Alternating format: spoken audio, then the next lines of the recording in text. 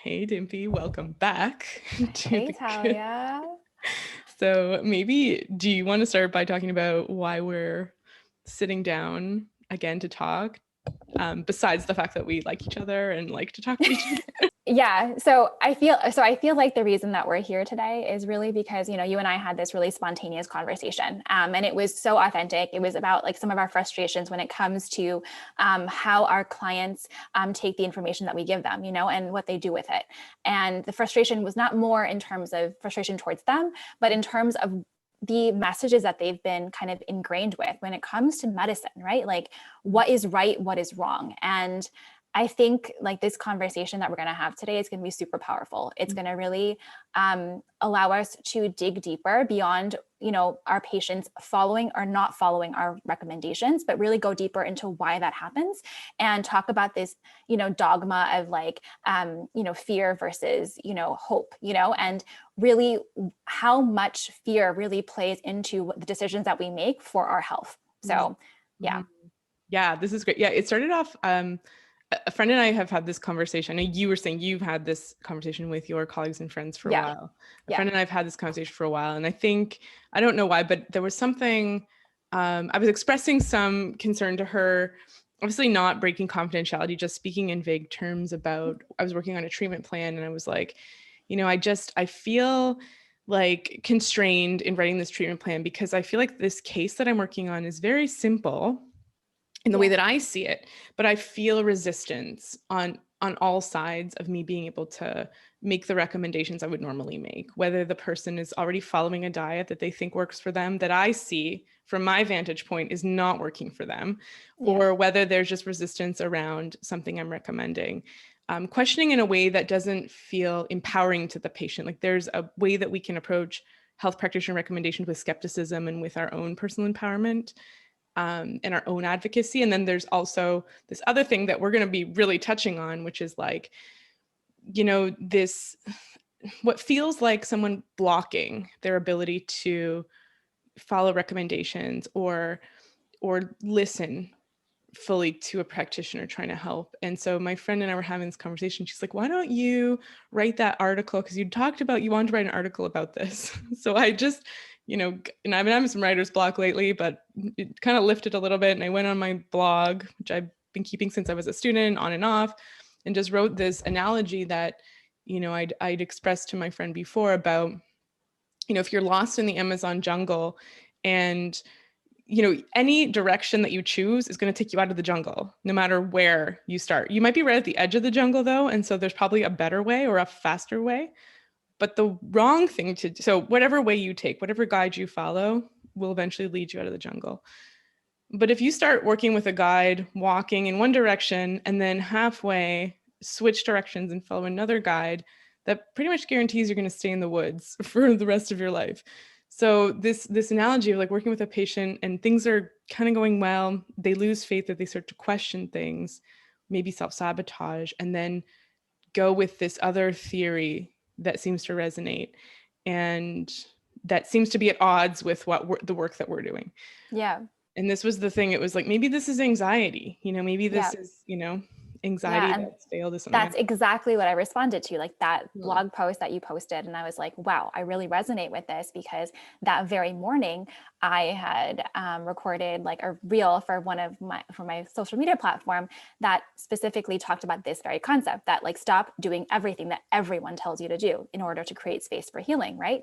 Because it just harps on this very concept that like when you allow distrust or fear to enter your healing relationship with a practitioner that is actually going well. So I'm not talking about like the relationships that like intuitively are not healthy for you, right? Like, or you're like, this is not a good fit, not those relationships, but the relationships that you truly have seen some transformation, some healing in. And then you begin to allow all of these other voices to overwhelm you and to distrust the path that you have wholly trusted for a while, And so I just loved that analogy that you gave because it literally is like that. Like you are in the woods and you need help. You need a guide, right? Like, and you don't need a guide. You don't need somebody telling you what to do, but you need a guide. And so I loved that analogy because that is truly what, health practitioners need to own is like, I need to be a guide, not the person to dictate the direction, but simply gently lead you in the right direction. Mhm. And so that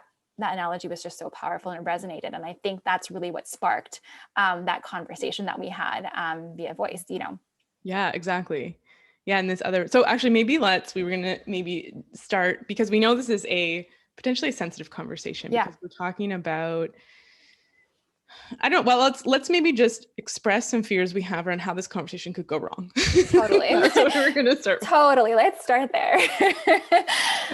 Someone listening to this who, yeah, and I guess this is why I wanted to express the fears, because I'm not sure who would be listening to this and how they may take offense. So it's helpful for me anytime I'm talking about something controversial to really try and understand, like, how would somebody be hurt by what I'm saying?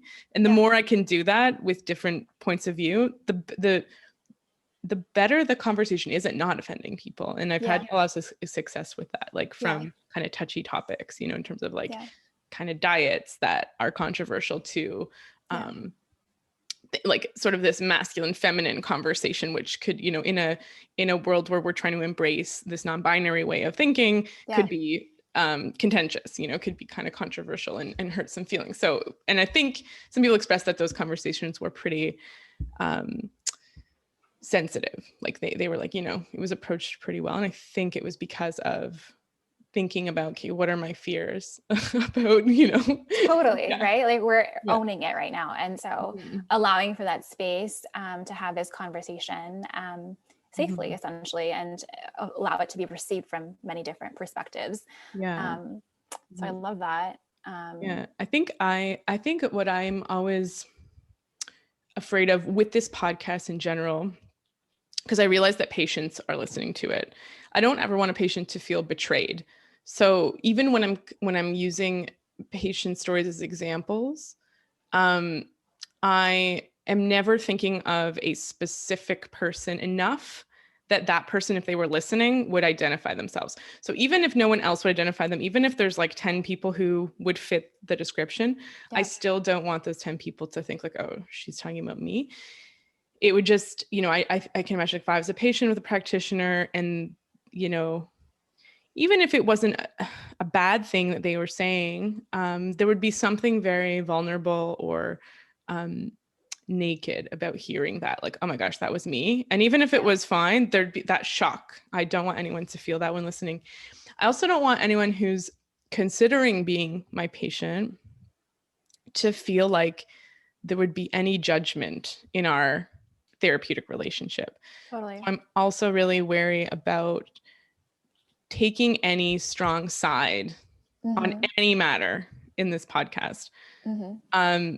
Besides, like, expressing my philosophy, but I think my philosophy, I'm not going to say it can always change. Like, it's not like it just all of a sudden I'm like spraying hairspray and breathing it in or something, like going kind of like completely against what, our natural principles. But there, I want to be clear that there's an openness, that I'm not here to advocate any one hardcore standpoint or judge anything. That there's, nutrition is always a controversial subject, and there's no one diet that I prescribe or think is right, And there's like, I don't know. Yeah. And I think like, I think I love that. And I think that to add to that, I think approaching this from like a perspective of curiosity more, in terms of just trying to understand why this happens, right? I love that, not putting blame on like the patient or the practitioner, because there's practitioners listening to your podcast as well today, and I feel like they can take it as like, oh, like this is what I do in my practice, and she's saying that it's like not a good, like not good or whatever. Because like, clearly we do this too. Otherwise, we do this too, right? Like, like, so it's not that judgment there. It's simply like talking about, just calling it out, right? Like, this is what we do and trying to better understand it. So I love that.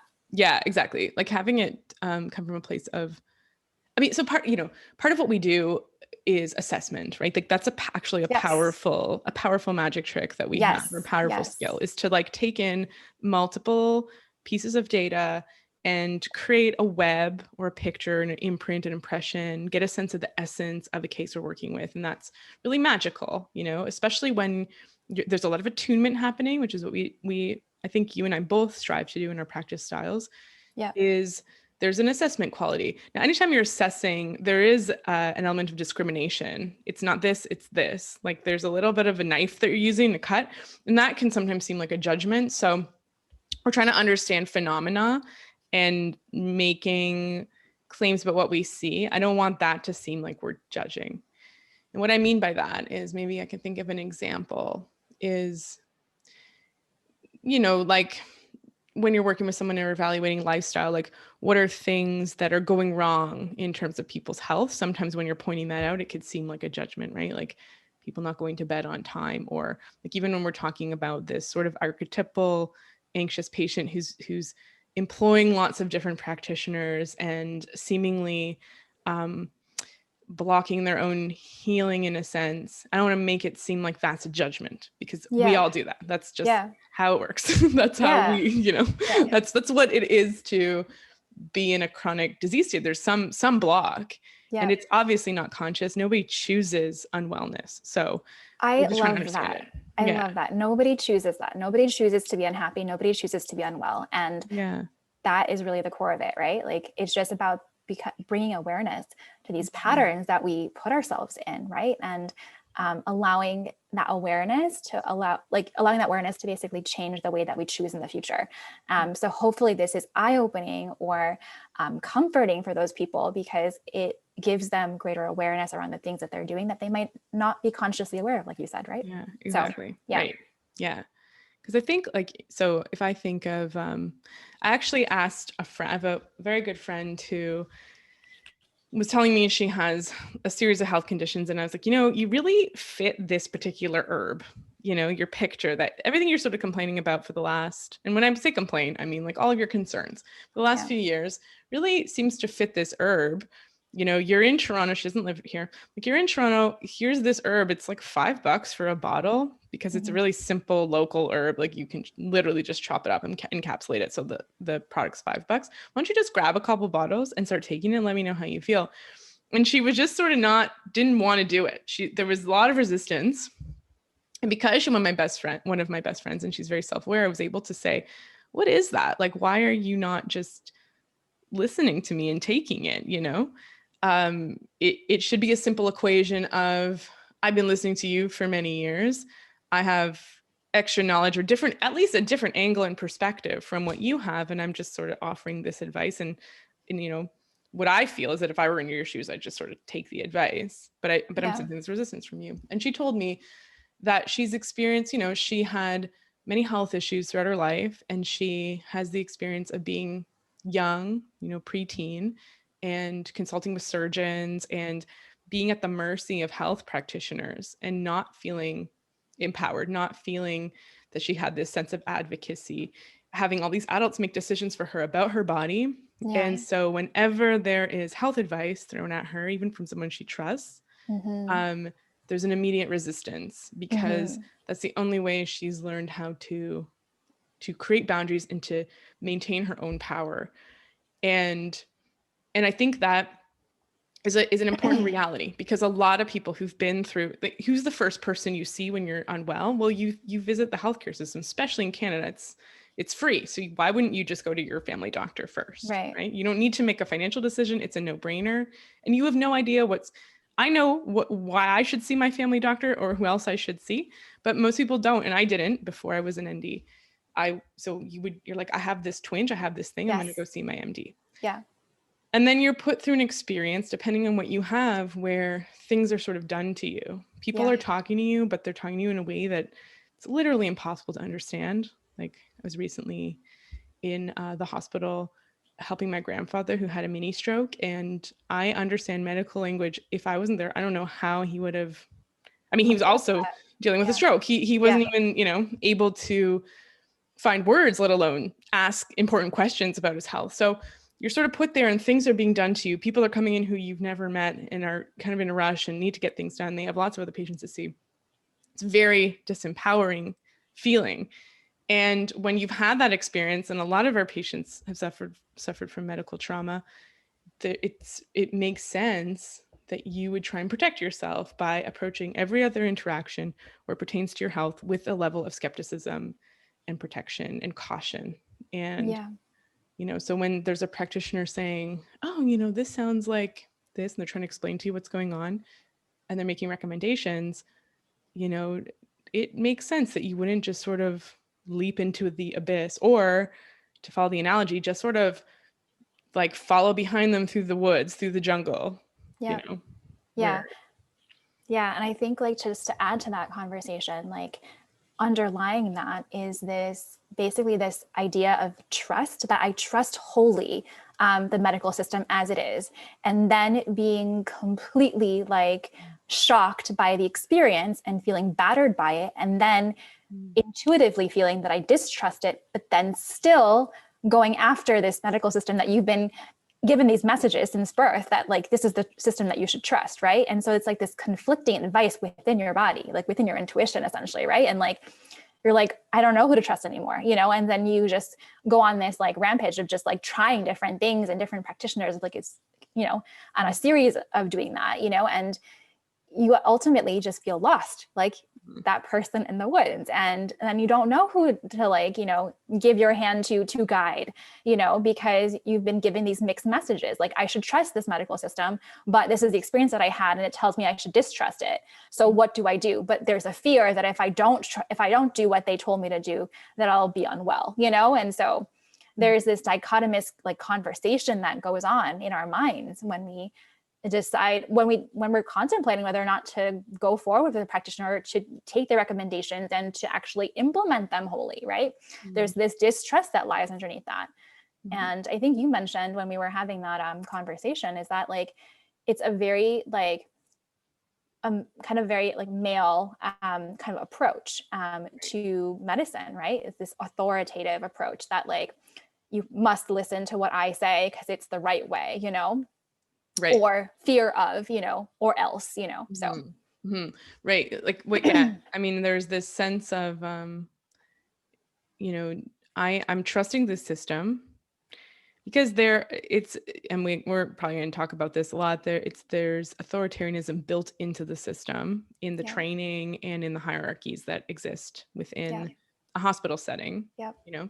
and then, so a patient is essentially at the bottom of that hierarchy as Yep. somebody that is purported to know nothing, that they're Yep. sort of like a blank slate, and so, but there's a trust. In order to engage with the system properly, I would say you have to just sort of submit yourself. And so many Absolutely. people do that, because otherwise, why would you fight?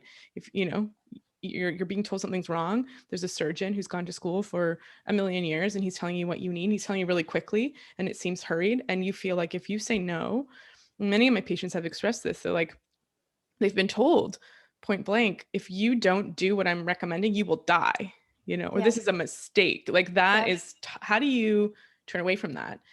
But then at the same time, their intuition is telling them that it hasn't worked out, that they haven't been respected, or it hasn't healed them, or maybe it's damaged them. So there's a sense of betrayal, but then also a fear. And when you're confronted with a system that's powerful and it hasn't worked out for you, you can either say maybe the entire system is broken, or maybe there's something wrong with me.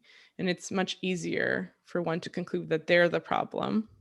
I think we were like talking about relationships just before we recorded, and that's similar, right? It's like, if you've had a certain experience in relationships, what's wrong with me, and so if there's something wrong with me, well, maybe I should just kind of return to the same kind of energetic dynamic or relationship with the medical system and try and be different in some way. And so there's a flip-flopping essentially, where it's like, I don't want to trust, but I have to trust, but I feel bad for not, and flip flop. Yeah. And I love this like power, like this concept of power that you kind of brought into this, right? Like that if I there's this like power struggle, right? Because like there's the medical system which has all of this power, right? And the way in which it's currently taught, and the way in which it's currently utilized, and you're this little minuscule person like against that. And it feels very daunting. Feels like, like, can I go against the system? Like, am I allowed to? Like, what will happen if I do? And there's that fear around it because if it's big and if everyone knows about it and everyone has trusted it for so long, then it must be right, So there's that like feeling, right? Like, it's like, for example, if you like type something into Google, right? Google is right, if I Google something, I'm going to get the answer. Like, what if I don't get the right answer? Like, I mean, can I go against that system? Like, and like, change that, like, the answers that come up there. So it's just like this, when there's like this, big business or big like system and they have a lot of power, you feel like you have very little power against that. And I think that's where that problem also lies, right? Like what you were saying, that it's like, can I actually speak up? Do I trust myself or do I trust the system that's been, in place for so many years? Right. And there's a consequence to speaking up, right? Like patients have been yelled at. They've been, their doctors have said, I don't want to work with you anymore. Like there's been just lots of stories, Totally. And I'm sure that there are those stories in the natural wellness community and totally that kind of thing. But it's a real phenomenon. And, and also not, I've had a couple patients actually and it's interestingly, both had cervical cancer, pre-cancer. And there's something very stressful about the journey that one takes when they're getting diagnosed and when they're working with the healthcare practitioners around that. And they don't feel it's within their power to refuse. It seems all or nothing. It's like either refuse all conventional treatment, which I as an ND am sort of advising against. I'm like, I don't think you should, I think we still need, but they also don't know how to dissect all of the different recommendations to come up with a plan or discuss options or get alternative opinions or hear alternative therapies. It's sort of like you submit yourself to my entire plan for you and process, or you're going to die. Like that was, both of them received those options. Like those were their options. It wasn't like, we can repeat this imaging, or we can wait a month, or we can talk to this surgeon who might blah, blah, blah. Or here's a different sort of imaging that we can do to understand it better. No, it's like, it's this or, or don't call me back. And I've scheduled the surgery. Now you're telling me you don't want to do it. You're wasting my time, that kind of thing. Which is like, to feel like you're upsetting the person that's trying to heal you. Yeah. It's a horrible feeling. Like, that you're like personally insulting them or something. Puts you in the position needing to care for them. Yep. It's a really weird dynamic then. And I just had another thought as you were saying that. I feel like the people that we work with then expect us to be in that authoritative role. When we don't give them that, and we give them options, they're like, oh, do you know what you're doing? Like, why are you giving me options? Shouldn't you be telling me what to do? And then they question your ability to heal because you're not authoritative. And I find that, I think, just the most stunning thing ever, because I have never been somebody that like is very authoritative when I work with my clients, because I do believe in the power of choice. And I do believe that there are many ways to heal. There are many paths to that process. And it's about picking one that fits you and that you're comfortable with, right? If I prescribe something or I recommend something to you and, it doesn't seem aligned, you're not going to do it 100%, then it's not worth it, going down that path. I'd rather come up with a plan where you're, a collaborator on that plan, right? And a lot of people see that as like a threat, like, oh, like, did I pick the right practitioner to work with? Why isn't she telling me what to do? Like, why isn't she just giving me like that plan and then I can just do it and then move on, So just tell me what to do kind of thing. Yeah. Because you're just so used to that, right? Like you're just so used to being told what to do. And when you have to think like, oh, do I really want to do this? Then it like puts into question the whole system. It's like, isn't medicine about you telling me what to do versus me participating in that decision, Right. So. And that's like, it's like, sort of like we're meeting them in the woods and we're like, okay, like, are you lost? Do you need help? And they're like, And we're like, okay, like where did you come from? Where were you walking before? What other directions did you try? Okay, well, Mhm. you know, what's your goal? Like, what do you want to do when you get out of here? Why were you lost in here in the first place? Yeah. So if we go this way, it's faster, but we're not going to encounter like fresh water for a couple days. Whereas this way is going to be a bit longer, but we're going to find a pond right away. Like, what do you kind of want to do? We're laying out Yeah. these options. Yes. I know the woods, and also there's a dark wood right there, but because you know the reason that you're lost here is unclear and kind of mysterious, and you know something tells me that that dark wood may be helpful, and I've kind of explored it. Let's go in there together. Or maybe the patient's like, you know, I think I need to go in that dark area. And we're like, Yeah. okay, let's go together. There's all these different options, and we're best trying to lay it out in a way that someone could understand and that may never have been given the options before. And they're like, do you know how to get out of here? Like, just get me out of here. Like, Yeah. just, I want to kind of just daydream behind you while you're sort of like dragging me along, you know? Yeah. Yeah. They want like more of like, I feel like a lot of people just want the result. And that's what you're conditioned. That's what you're conditioned to getting is the result, that pill, that like surgery, that whatever, like, you know, rather than focusing actually on the journey to that end destination. And sometimes I feel like it's good to have a goal, but it's better not to know exactly what that goal looks like because Mm. that goal can change based on what the journey that you take, right? So, Yes. and I Yeah. feel like as an like, you know, I'm sure you feel the same way, but as a naturopathic doctor, we empower people that we work with that ability to choose what that journey looks like. And we walk with them on that journey. It's not just like we're prescribing this journey, go do it yourself, you know. It's like I'm actually there for you to support you, to allow you to make sure this journey is something that is enjoyable, that empowers you, that like gets you the results that you're looking for, but in a way that like feels fully supported, you know? Right. So, Right. Exactly. Yeah. I mean, this is all another thing too, is we have various we have a toolbox of various tools that we can use. And just depending on where our further studies have taken us, we can be extremely diverse in our approach. And one thing that I talk about in my article that I'll see is like, just be wary when one person has one tool, you know, because it's yeah, very likely that that tool is going to be marketed as the answer to all of your symptoms. And yeah, if you look at what, you know, whether the thing is high, like, so there's conditions like candida or low functioning thyroid or adrenal fatigue. And I'm not saying any of those are like, sometimes with my patients, we use that as a framework with which they're experiencing things, or like high oxalates or histamine intolerance. There's just different yes, names for a similar phenomenon. And someone will come in being like, this is what I have. And then they get kind of locked on that idea.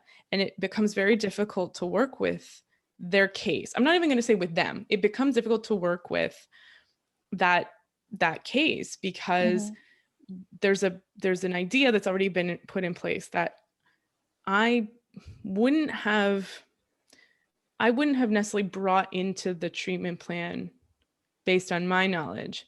I'm trying to trust that something resonated with them, but I'm also, as we're working together, understanding that it was more about the marketing than some deeper sort of intuition that was leading them to diagnose themselves like with that. There was something about um, like, let's take, I don't know, um, like oxalate or like yeah, some sort of toxicity, you know? I want to be tested yeah, for heavy metal toxicity. yeah, It's like, okay, yeah. I mean, I'm not, I, I can't say it's not that, but I don't know if that would be the first place I'd go, you know? And it's not wrong to go there first, but you know, it's sort of like now I'm following them through the woods, which yes, is okay. yes, Because yes, that's not, it's like, yes, well, okay, you yes, know, you know about your body more than I do, you know. yes, yes, But then, you know, we take a few steps, we walk for a couple of days, you turn back and you're like, we're still not out of the woods, Talia. And I'm like, well, I, yeah, I know, but I thought we were going to test heavy metals. Like, you know, we discovered that, yeah, you have some mercury and we're trying to get rid of it now. But, you know, I thought you had some nutrient deficiencies and maybe too much stress. And I kind of wanted to build foundations first. And there was an herb I would have liked to put you on, like I had some idea about your gallbladder maybe needing some, like I had some other Yeah. ideas. Yes. Yes. And, Yes.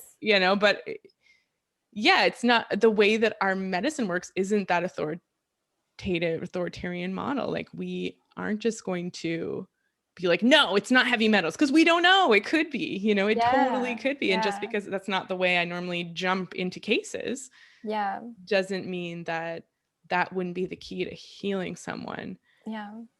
Yeah. It's tough. And, the key to healing someone could be to find like a random Reiki practitioner in Bali and have 6 sessions. Like, I don't Yeah. know, Yeah. Yeah. I Yeah. hear these stories all the time where people are like, Yeah. you helped me a lot, but it was this other thing I did. Maybe you helped me get there.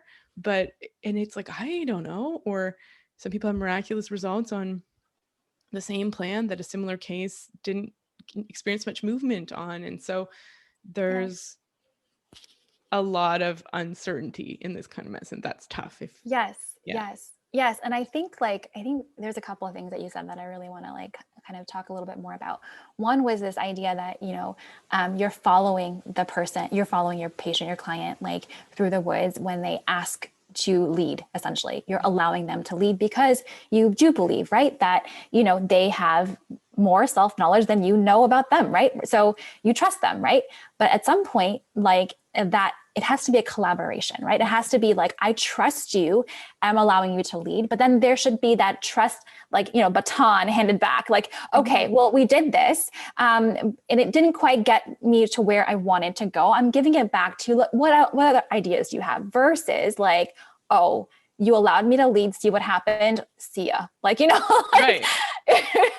like, I'm going to go Right. find somebody else. Right. But like, cause it really is trying to refine that, like that partnership that like, in terms of getting you to where you need to go, almost like a relay race, right? Like you need each other, right? To like complete it. Right. Like, so you do need each other to get out of the woods, and it's not just one person, it's the both of you collaborating to figure that out. We as practitioners would be so wrong to say that we have all the answers, because we don't. Like it's the body is just so complex, and you were talking about like different plans, like or the same plan basically for 2 different people, and it works for one person but doesn't work for the other. Yeah, because the body is so complex, there's so many different things that impact like our health that sometimes we're just not aware of, or we don't know to like include. And like when we do add that missing link, like things miraculously get better. But really it was about taking that holistic approach and figuring out what that missing link was. Right. Yeah, totally. So, Yeah. And this like I think in my article too, there's something I write about humility, which is that and I'll say it from a personal experience. Like every time I've experienced the most healing, whether it be working with a practitioner or just different relationships in my life, there was a little bit of surrender. And when I say surrender, I don't mean submission, and I don't mean like throwing your power, maybe as you may have done and really regret and learn that was the wrong thing to do. What I'm saying is like the people are like, oh, I don't know what, my doctor told me to take this medicine. And then, which actually, okay, yeah, this is a little bit of a side, but it actually happened to my grandfather. The reason he had his stroke, they're thinking, is because he was put on a statin, and his dose was too high, and no one took him down because nobody wanted to override the other practitioner's decision. So the cardiologist and the GP didn't want to, I don't know, I guess like shame each other, and so they just kept the dose high. And now he's part of a study that shows that's looking at whether statins cause stroke. And it's like, what the hell? Like, I trusted you. And so that, like, what are you on? What are you taking? Did he recommend CoQ10 with it? That kind of thing. There's a lot of betrayal that comes with that. Yeah. Now I have to remember where I was going with this. But this idea of humility is like, sort of like showing up at the altar of healing, and just where like the guide comes in the woods and it's like, oh my gosh, thank goodness someone showed up. I'm so lost. And let me tell you my story about how I got here. Yeah. And you tell me what you see. And then with that relationship, there's a co-humility, because then as a practitioner, you're also humble. And you're like, yeah, let me tell you, well, I'm not going to tell you my whole story. It's a waste of your time you're paying for, but, but let me tell you what parts of my story intersect with your story. Like what I've learned, what I've experienced, what I've seen other people experience, and how that that reminds me of what you're going through Yeah. and gives you a perspective on what might be the case. And if like we talked about before, if I have one tool, I'm going to cram your story into that One tool, tool. what Yeah. that tool can do. It's like, oh, you Yes. know what? You definitely have high oxalates because you have 5 of those symptoms and that's it. I've seen a practitioner who was like, you have chronic candida. I'm like, but I only answered 2 out of 10 of your candida questions. She's like, yeah, but you have it. And I was like, but I did this gut test on my own and it came negative for candida. She's like, yeah, but this other thing shows you have candida. Very well could be true, but Yeah. it was hard for me to trust her because I was like, well, why do you have this quiz? Yeah. If it doesn't work? Why do you test if it doesn't? There's these questions, which again, if I just sort of bring that to the encounter and she gives me a response I can accept or understand, that would still maintain and be helpful for the therapeutic relationship. But this idea of humility of like, look, like you answered 2 out of 10 questions saying you have candida and your test is negative, but here's why I think you have it Yeah. versus all these other things. And you know what? I don't know. I don't know 100%. It's weird. Yeah, I have this quiz and usually it works, but for some reason it's not. But I still have this sense like this, it's like a savant syndrome of knowing how many like toothpicks fell just by hearing them Yeah. drop. This Yeah. kind of like just seeing so many cases and being like, you really remind me of this herb or this homeopathic or this pattern of symptoms that I see a lot of. Yeah. But yeah, this where no one is really essentially we're taking authoritarianism out of the conversation and we're taking the need to protect out of the relationship. And that's, I think, okay, one last thing I'm going to say before I turn it over to you to comment. But I think when we were talking, like, I don't want anyone to like hear this and feel like we're judging them. I think it's us, the practitioners, and then our patients. Yeah. And what we're talking about and what we're pointing to are all the other people in the room. Anxiety, disempowerment, the like already always listening when you're already like kind of know what's going on before you even talk to the person. Anything that sort of stands in the way of this like openness and humility and surrender of maintaining like a true relationship where you're trying to really understand what's happening and getting to maybe not the bottom of it, but getting to a working theory around what's going on so you can act and you can like then continue to check in and continue to mold it and continue to shape it as you're learning more. And so when anxiety's there and now I'm treating not treating anxiety, but anxiety is like telling me how to practice, I can't even see my patient now. Is it this anxiety is in the way and Yeah. now and it's blocking our ability to engage in that dance. Totally. Yeah, totally. And there's a couple of great things that you said there. Like, so with the practitioner side, right, them having this one tool, I feel like that also happens over time when they gain confidence in that tool, right? So like part of like the practitioner side of things, right, is that like you are always looking for things that work. And as they work, you're like, okay, I'm going to add this tool to my toolbox and I'm going to try it again. And that builds confidence when you see those results. And then eventually what happens over time is that like you gain so much like confidence around that tool. You get this ego that like, okay, this is the one, this is the thing that works for most people. I'm going to just do this with everybody. And I think that's where the problem sometimes lies, is that like, when we get into this mentality of this like one size fits all, when we know that that's not the case, it's like, a couple of things, butting heads against each other. It's like this confidence that you need to have as a practitioner that like my tools work. Mm-hmm. And then also having space for learning something new. There's this idea that you were talking about earlier is that like, I never take one hard side because there's always this openness. There's this like opportunity for me to like change my perspective based on something that somebody says. Mm-hmm. And so on that practitioner side, that's what's going on. Mm-hmm. And on like the client or like the patient side, what's going on really is that like, I want a tool to make this go away. Mm-hmm. Can you give me that tool? Are you capable of, relaying that information to me based on my experiences? Mm-hmm. And having trust that this practitioner will provide me with this tool. And then feeling disempowered when that doesn't happen, and then like jaded by the system when that doesn't happen, and then questioning everything when it doesn't happen. And then you've got like these patients now that are like developed anxiety basically around the medical system because they don't know who to trust, right? And they don't know who to listen to, them or their intuition, right?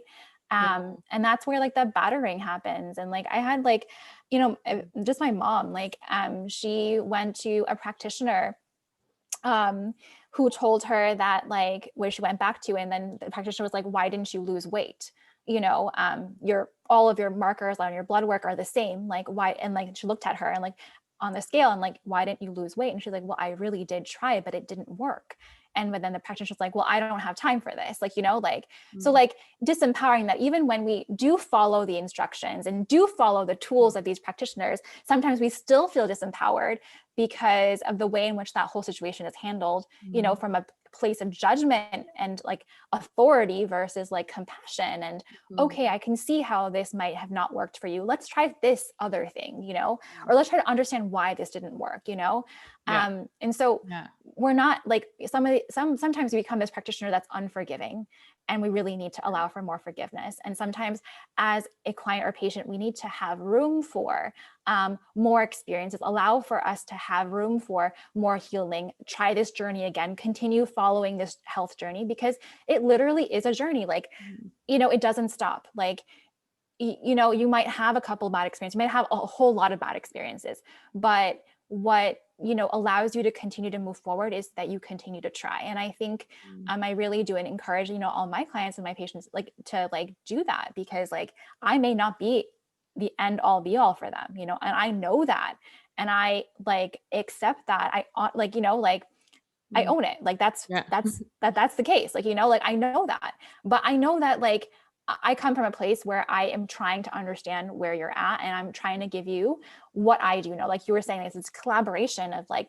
where you've been and the experience that you've had, and melding it with their experiences to really help lead them with some wisdom, you know, that may help them speed up the process, you know, towards, you know, getting that health back. So yeah, it's like I guess it's like a sense of like this, trying to convey what you see and helping the patient feel seen. I feel like if that happens in the interaction, it's usually like in the treatment plan visit where I then kind of describe what's going on with them. There's usually, if I do it right or get it, there's usually a kind of like an aha moment, you know? But there's a lot of room for what I've also learned to try and do is to tell people that our check-in, because it's also hard to lay the journey out, you know, we don't know. And a patient yesterday asked me, you know, how long is it going to take for my fibroid to shrink? And I was just like, I have honestly no idea. I don't, and it's really hard to say, but it's first of all, very hard for that to happen, you know? So are there other things that are going to encourage us that we're on the right journey? And maybe the fibroid will be irrelevant because you feel amazing, except for the awareness of a little lump, you know, maybe it shrinks, but it's not totally. So there's so many possibilities that would potentially mean success, you know?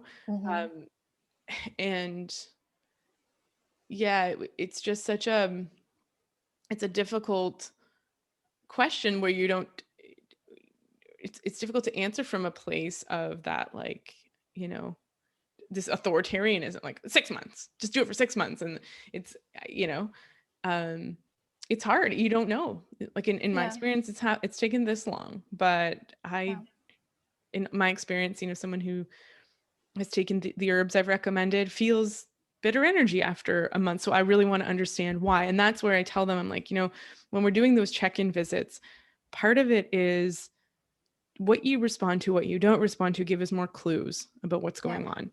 And it's just as good. I find it sometimes even better than doing testing. It's like, oh, you took a magnesium and felt worse. Well, that's interesting. That tells us a lot. Took it, felt amazing, like it fixed you.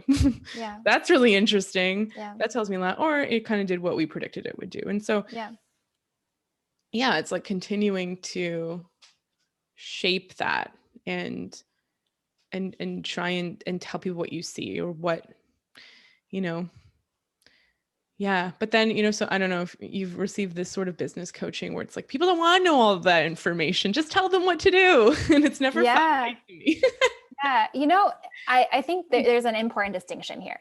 It's not about telling people what to do, but giving them a structure Mhm. that works, right? Like Mhm. the clients that I work with, we almost always do gut health, adrenal health first, Mhm. because I know that structure works well based on Right. how all of the systems in the body work. I know that those are our foundations, right? Like, so I know that we need to work on those two things, how we work on them and what specific products I use and like the time that we take it all. It's different based on the client, that I'm working with. But Mhm. I know that structure works. So like, it's about like giving our clients or giving whoever we're working with, like that structure that I know this structure, I know that this is how the body works and this is what we need to do in order to heal. And I'm confident about that, Mhm. but how that takes place is different for each person. So with the person with the fibroids, it's like, well, I know that we need to do, there needs to be less estrogen in your body to like stimulate the fibroid growth, right? Like I know that. And I know that,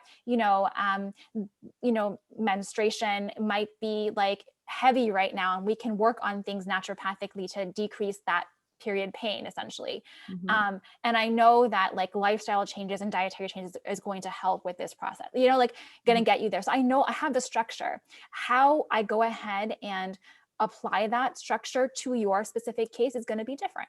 Right. And it Mhm. should be different, right? And it's about and I think that's the big thing. It's like owning that I have a structure that works, that I know that I like owning that I do know how the body works. I do, but there's still a lot left, that we Right. don't know, like, Right. but knowing that and being able to convey that confidently, I think is what allows somebody to trust you, that, hey, like I want to work with that person. And then there's just this like, um, there's space for them to collaborate on that journey, that like, okay, I know that this is your structure, but this is how I feel that, we should do it. What are your thoughts? Like, and then me going back and recalibrating, like, okay, yes, this has worked for me, but she's wanting to do this. How can I meld these two to come up with something that works for both of us, where I'm confident that we're still going to get results and that she feels comfortable upon this journey. So Mhm. like, Mhm. yeah, like it's like this is beautiful like dance, right? Like Mhm. when it works, when there's open-mindedness from like both sides versus like I like fear, Mhm. Mhm. and like distrust, right? Like you approach it so differently, right? When you don't trust somebody to begin with, you're not going to take any information that they say like with validity or take it seriously enough Yeah. to consider it and to be open to it. And then you're never going to get well, because you're constantly distrusting everything because that's the experience that you had. But it's Right. about breaking those patterns, of the distrust and being open to allow for the practitioner to lead you and for you to also take leadership when needed as well in that Right. process and not just completely surrender, right? Like surrender to a point where, you can allow for, input Mhm. and be led, but also be open to leading if necessary for part of that journey. Because maybe Mhm. this part of the path better than I do, or Right. you've been there before and I haven't. Like, like, so just like being humble about that. So I Yeah. love that, love all the things that you brought up. Yeah. Yeah. There's actually, so as we're talking, so I'm thinking so Francis Weller, I'm like always talking about him these days because I bought his audio series and it's beautiful. He's a Jungian psychoanalyst, but he follows sort of the work of James Hillman, who's a Jungian psychoanalyst. So he's sort of like an offshoot of James Hillman, who's an offshoot of Jung. And he talks a lot about the soul, very heart-centered guy, lots of poetry. And he's like, in relationship, what forms is something called the third body. And that's the thing that breaks off and when we end a relationship, it's what forms and what we nurture and what we add to as we're creating a relationship. And that would be true of a romantic relationship, therapeutic relationship, parent-child relationship, etc. And so we have this third body. And so I'm like, that third body maybe is what is leading. And sometimes it looks like I'm in front of my patient and they're in front of me, but the third body or this, I don't know what it is, some healing force, something that forms Yes. when we form a relationship is maybe Yes. in charge. Yes. And when Yes. we don't let that lead, I think that's what I'm talking about, where the patient's like, I want to test mercury. Maybe the Yeah. healing body, let's call it the third body, is like, Yeah. it's Mercury. And Talia, Yeah. you don't usually test this. You don't usually do this. Isn't usually your like expertise, and Yeah. you don't even have access to chelators. So it's going to be a tough kind of plan to lead someone on. But this is where we're going. Yeah. Something is telling us both that. Great. Yeah. But actually, we were talking too about, what happens when fear takes the reins instead of that Yes. healing body. That's what's Yes. leading us now. We're both just Yes. like plundering through the woods, like Yes. zigzagging, and Yes. and we're both like confused as what's happening. But another important thing I think is trauma. And sometimes, I don't believe that everybody needs to like dig into their trauma and spend a decade there. But when there's something but I think this is what I seem to feel sometimes in interactions, is that the trauma's coming in and asking for help, or the trauma's coming into my appointment, and it is telling me I need a supplement for sleep or something.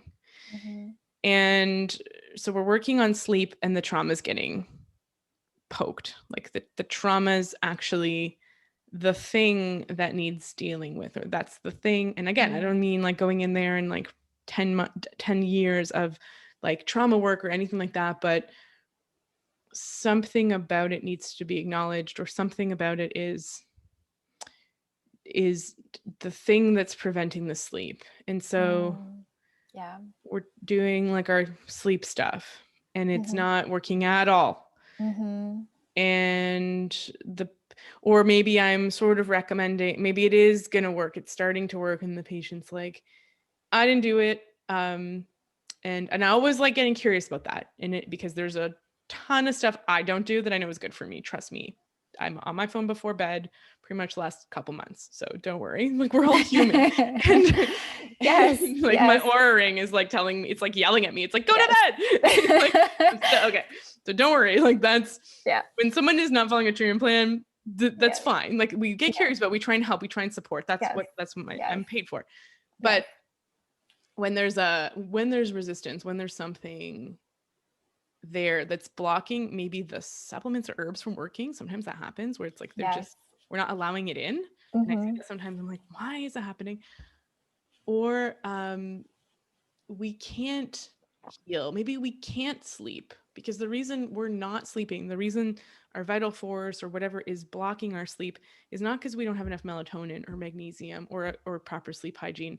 Maybe it's because by sleeping, now we are going to start working with or addressing this trauma, or this thing that we don't want to acknowledge. And so this like one pill solution type thing is really appealing, because it's like, I can sort of bypass this whole thing. And again, I'm not saying, I don't think that somebody sort of comes in knowing that. Yeah, they don't. I think it's that it's probably just experienced for both of us as like a resistance, a frustration. Sometimes I feel like I'm getting blamed. Other practitioners, maybe even me, sometimes I like to think I don't show it to my patients, but maybe I do feel that. Maybe it comes across frustration at the patients, but there's a mutual frustration, or there's a block, there's something that isn't working. And I think sometimes it can be trauma, because when we talk about like deep transformational healing,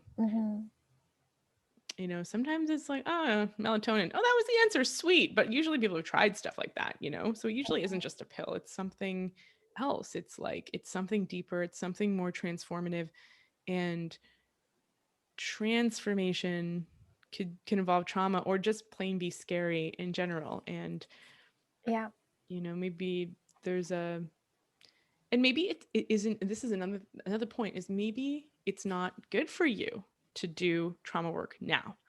And so you're coming in for sleep, and the trauma is getting poked, and you're like, but it's not appropriate for me to do that right now. Too much going on in my life.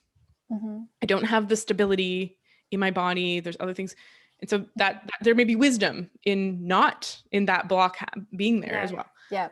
But sometimes that's the case. And patients have told me sometimes, like, I've seen them come back a few years later, and they're like, you gave me all this advice and I wasn't ready to follow it. And then, and then I just kind of followed it. And I realized there's an ownership there, but Mhm. sometimes we don't get that as practitioners. Yeah, You yeah, know? and I feel like yeah, we don't know what journey people have after they see us for sure, and like how they actually take it, the information that we give them, and how they integrate it into their lives. I think what we do see is like the interaction, right, that we have with them in the present. Mm. And this idea of like trauma, like whether or not like, you know, to address it or not. I think there's like honestly, like I think from a practitioner side, a lot of people who are not like accustomed to dealing with that, there's a fear like Yeah. I don't want to go there, like Yeah. I don't want to like poke that. Yeah. I don't know what that's going to bring up because I don't know what that's going to trigger, and there's a fear around that too. But I think like you said, like I think like for some people, it's more empowering to work on the physical stuff first so that they feel, like you said, kind of stable, Mhm. to be able to have space and energy to work on the mental, emotional things, constructs around the trauma and how it's like triggering them in the present. And I do agree. Like, I don't think that like anybody needs like, years and years of trauma work. They may, but I think it's more about how, like, addressing how that trauma is interfering with the present, essentially. Like, you like living the quality of life that you want to live. So in the case that you brought up, like the example that you brought up with regards to sleep, like, is it interfering with that treatment plan to a point where we literally cannot move forward, that where we need to address that first?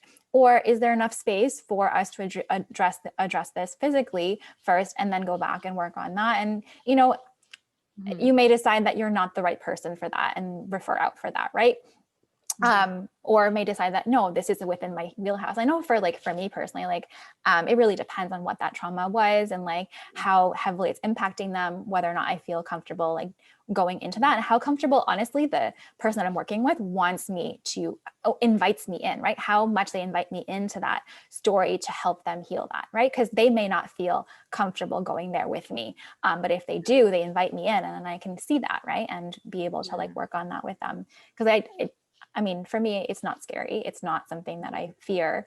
Something that like I do invite some of my clients to work with me, but I'm not a trauma specialist. But it's something that I definitely think that like if the client invites you in, you can take that direction. That's the one time where they're leading and they're like, okay, come with me here. I want you to help me with this. Mhm. Um, Mhm. but And going, maybe we call in another yeah, guide as well to help with that. yes, Like, okay, yes. we're at a level, we need someone. Yes, and this is like the collaboration, right? Like when we have multiple people on a healthcare team working towards the same goal, Mhm. that's collaboration, that's moving forward, that's having two Mhm. people hold your hands in the same direction Mhm. Mhm. versus like one person pulling you this way and the other person pulling you that way, right? Like Exactly. so that's the difference between having a healthcare team that's goal oriented towards one direction versus having a healthcare team that like, yeah, they still may not speak to each other even if they're going toward the same goal. But if you are the person, the integrator, as the patient or the client, right? If you're the integrator and you're telling them where you want to go, right, based on where you think you should go, then it's more productive versus like having each practitioner take their own direction and pull you in each of those directions. That's not Yeah. productive, Right. right? But then now you're zigzagging and you're not making any headway. Yeah, And yeah. yeah, And yeah. as we're talking too, I was sorry to interrupt, but I was just Yeah, thinking too, like sometimes let's say it's yeah, you're working on the physical and the yeah, sleep is blocked and it's not happening and there's a resistance there. Maybe trauma just needs to be acknowledged. Like, and what I mean by is like, ooh, seems like could be trauma there. And maybe that's yeah, enough for it to just step, but maybe it seems like there's trauma there, but not today. I don't want to look at you. I don't want to dive into you yeah, today. And maybe that's enough for it to just step aside and be like, okay, but when you're ready, I'll be here, and yeah, then sleep. Then the supplements can start to work. So sometimes it's just about like acknowledging that there's a roadblock or a resistance or something there that yeah, is extra beyond the practitioner patient and the like healing, the yeah, third body. yeah, Oh, here we go. We have a fourth body now. It's anxiety or it's fear or it's trauma, and it's in the way and it's leading, and let's just notice that it's leading, tell it that we'll let it have a place at some point, yeah, maybe, yeah, but but maybe it just needs to be seen and acknowledged. And then we can go about our, like, cleaning up the diet or making sure you're getting enough protein, or whatever we're trying to do, adrenal healing, that kind of thing. So, Yeah. Yeah. yeah. Yeah. And I think I have one more thought that I want to kind of just like share, is that like we've had this beautiful discussion like so far around this idea of like, fear in the medical system. And it's just really interesting that like, when we can really look at it and observe what's going on with regards to like how we approach medicine, and be able to observe and see that, in fact, like I don't need to fear what I intuitively want to do and where I want to go with my health. Like, you're not going like, like it should never be like, black or white, like you're going to die or you're going to live, right? It should be like, you're going towards this direction. How do you want to go in that direction? Like what are the tools? Like what is the path that you want to take to get to where you want to go? And it can seem really daunting deconstructing that medical, like the model that currently exists that is like fear-based, like if you don't do this, you're going to die type of approach, taking it to that extreme if it needs to be. But like, and it's not easy. It's not easy to stand in your power and to stand up for what you like innately know is not right when everyone's telling you otherwise. But like I think having this conversation like helps to like bring awareness to that, and it is really empowering to have this conversation and to like, so. This is great, Dimpi. This is, well, we got to stop, but let's continue it. Let's continue it, because I feel like there's still so much more. Like this is probably like a 2-hour convo easily. Yeah, probably. Yeah. Yes. I forgot about time. Yeah. So no, it's all good. No, this is perfect.